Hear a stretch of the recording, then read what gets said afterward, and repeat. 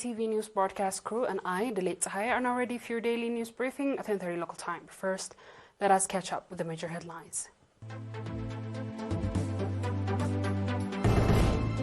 Workshop on Tigra language and oral poetry held in Asmara concluded. Activity assessment meeting on microcredit and saving programs in Massawa. The US and South Korea begin large military drills in both readiness against North threats. And Algeria-Iran signs multiple cooperation agreements.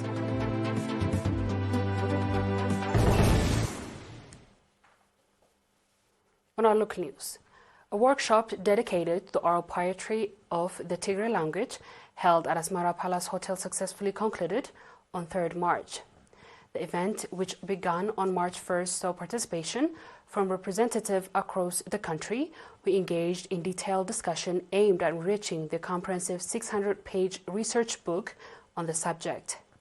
The discussion covered various aspects of Tigra oral poetry, including writing styles, content, and other relevant topics pertaining to the language, history, and poetry itself. Participants shared their insight and suggestion contribution in the depth and scope of the research. Ambassador Zamedeh Takhle, Commissioner of Culture and Sports, highlighted the significance of the workshop and the research book in preserving the Tigra oral tradition. He emphasized its role in transferring this rich heritage to future generations and serving as a reference for further research. Ambassador Takhle also expressed hope that the success of this workshop would encourage other ethnic groups within the country to organize similar events. The primary goal of the workshop was to finalize a research book which details in lifestyle, nationalism, heroism, ethics, and work ethics of Tigra ethnic community, thereby showcasing the cultural richness of the Tigra language and oral traditions. The microcredit and saving programs has announced significant progress in its efforts to expand, with over 178 million nakfa in loans disbursed to customers. Furthermore, the program has successfully recapped 174 million nakfa in loans from clients. These achievements were highlighted during 2023 activity assessment meeting held in the port city of Massawa.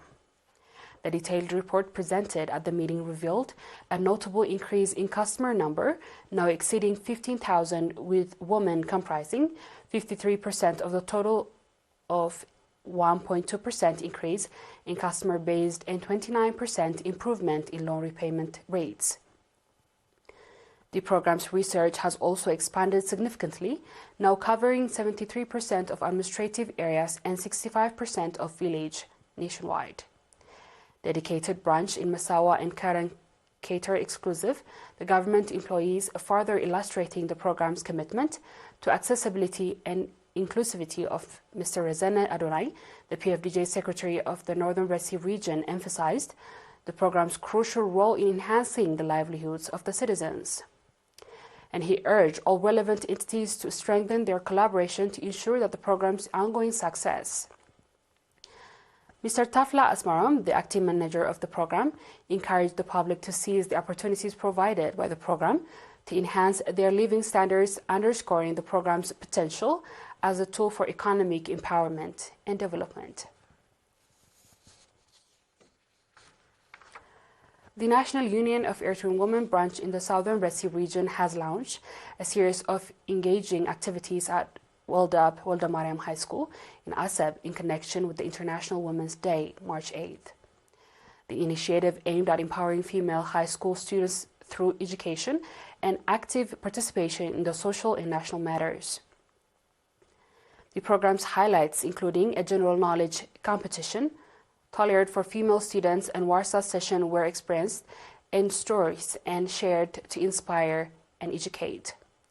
The primary goal is to deepen the students' appreciation for their heritage and culture, fostering their involvement in the national issues. During the event, Ms. Hawa Mohammed, the region's Director General of the Culture and Sports, delivered a seminar emphasizing the pivotal role of Eritrean women in the struggle for independence. the safeguarding of the nation's sovereignty and their contribution in the country's development initiatives. She encouraged the young woman to excel academically and strive for competitiveness.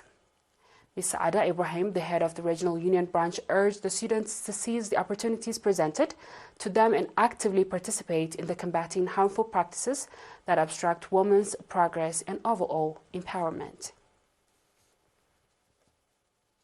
The viewers will be back with the international news shortly. Stay tuned.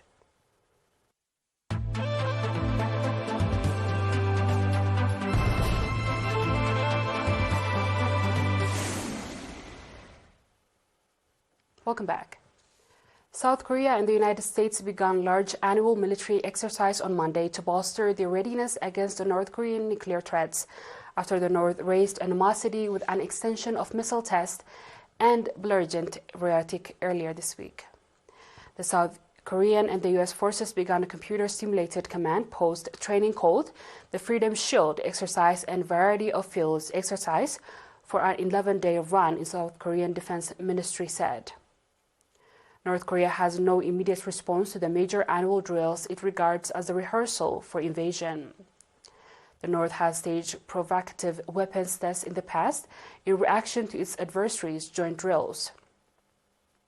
South Korea's military said last week that it would conduct 48 field exercises with the U.S. forces this spring, twice the number conducted last year, and that they would involve living firing bombs, air assaults, and missile interception drills.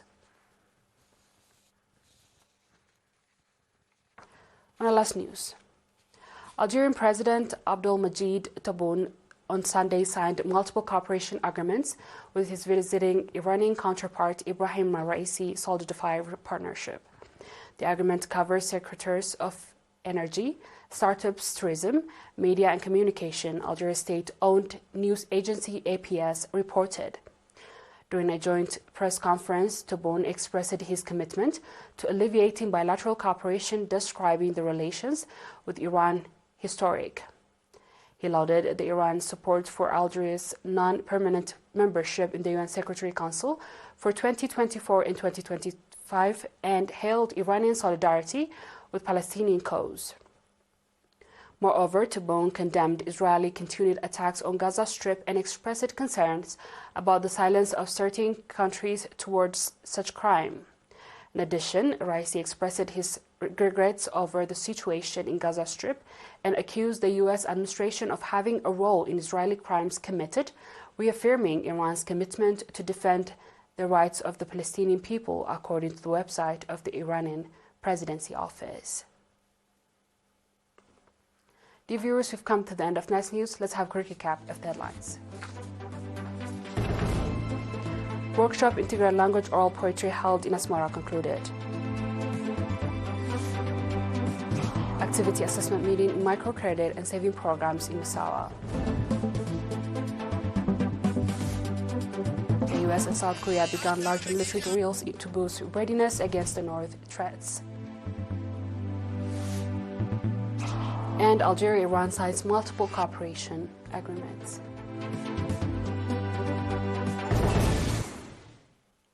That is all of our local and international news. Dear viewers, thanks for watching and have a good night.